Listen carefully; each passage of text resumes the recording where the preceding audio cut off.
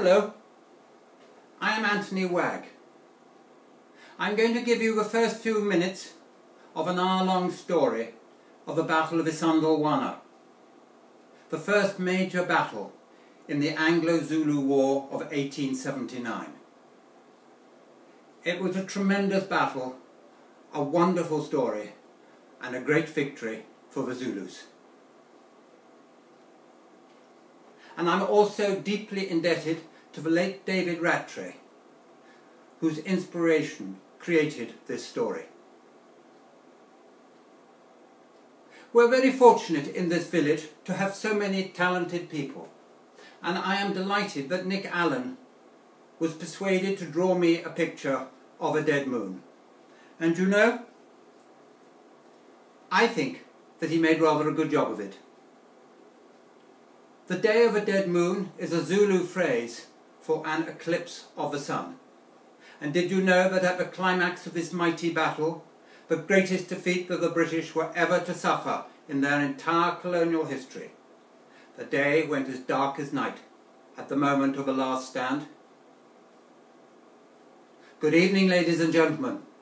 Welcome to the Battle of Isandlwana, and as I said, the greatest defeat that the British were ever to suffer in their entire colonial history, and inflicted almost with impunity by a bunch of savages armed with sticks.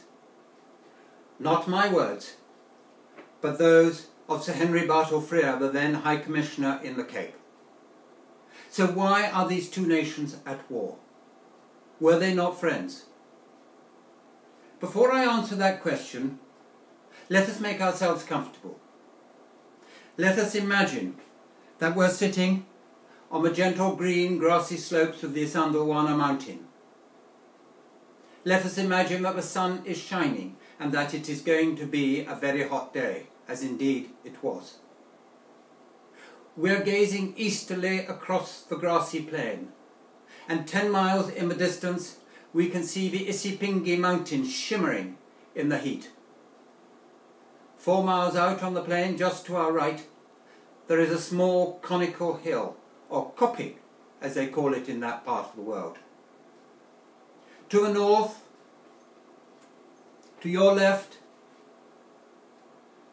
about 1.5 miles away, there is the Hutu Plateau, which stretches for about 4 miles easterly along the plain. And above and behind you is a sphinx-like shape of the Isandlwana mountain. So why are these two nations at war? I'm sorry to tell you that it's because we wanted it so. Or in fact, that's not strictly true. This man, Sir Henry Bartle Frere, he wanted it.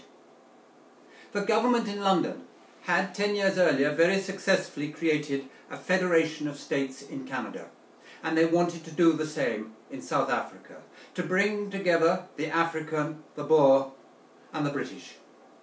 But Bartle Frere did not believe that this was possible until the might and power of a Zulu nation was destroyed.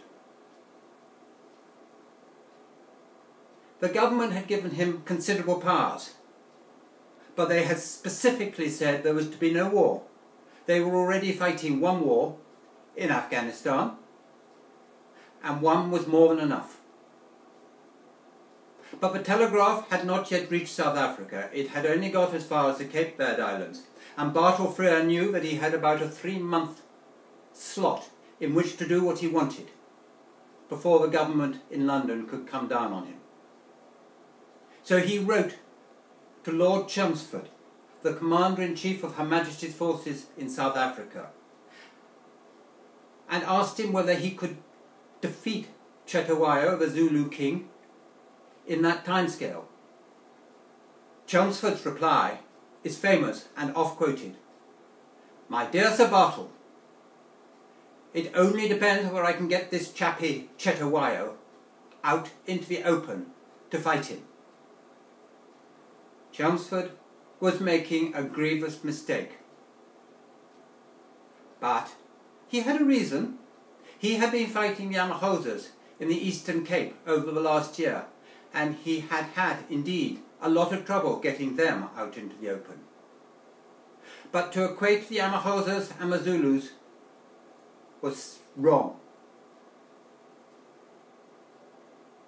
Battle Freer then decided that he would issue an ultimatum. They were meeting the Zulus to discuss a land dispute. They were meeting under this wonderful fig tree, which sadly is no longer there, on the banks of the Tugela. And after the results of a land dispute and a wonderful lunch which the British had provided, Battle Freer told them that they had to hand over all their weapons within a month, and that if they did not do so, it was the intention of the British to come and do it for them. The Zulus were flabbergasted. Cetshwayo roared back with great Churchillian rhetoric, "Go, tell your great white queen, and let her hear this well. If her red soldiers attack my soldiers, let her know that my soldiers are as numerous as the ants of the earth, and they will eat her red soldiers up." For many good reasons, the Zulus did not see fit to accept the terms of the ultimatum, and thus, on the 11th of January 1879, just as the terms of the ultimatum expired, Chelmsford took his column across the Buffalo River, and the invasion of Zululand had begun. Chelmsford's plan was to invade Zululand with three major columns, one up the coast from the south, one from the northwest, and the one from the west. He accompanied this last column from the west. He was in fact the de facto commander of a column. He had 4,800 men, of whom around half were African, of whom the vast majority were Zulu-speaking, who had fallen out with their neighbours across the river. They were formed into the Natal Native Contingent, or NNC. They were poorly trained, if trained at all. They were poorly equipped. 1 gun for every 10 men, 5 rounds of ammunition for every gun. Their British officers called them the untrained untrainables. Chelmsford had 300 wagons, thousands of oxen, and the bulk of his fighting force was made up of 2 battalions of the 24th Regiment of Foot, based in Brecon. About 9 days later, on the 20th of January, Chelmsford and his force found themselves on these gentle green grassy slopes of the Isandlwana mountain. Their white tents stretched across the slopes. Now Chelmsford did not know where the Zulus were. He knew that they had left Ulundi, their capital, on the 17th, about 90 miles away. And so he sent out a Major Dartnell to see if he could find the main Zulu army. And as that fateful day, the 22nd of January 1879, was about to begin, Chelmsford received a message from Dartnell that he had discovered the main Zulu army. Chelmsford decided there and then that he would split his force in two and take half to reinforce Dartnell. And at 3 o'clock that morning, in pitch darkness, with a clinking of hooves, Chelmsford and his force moved out across the plain to the south-east.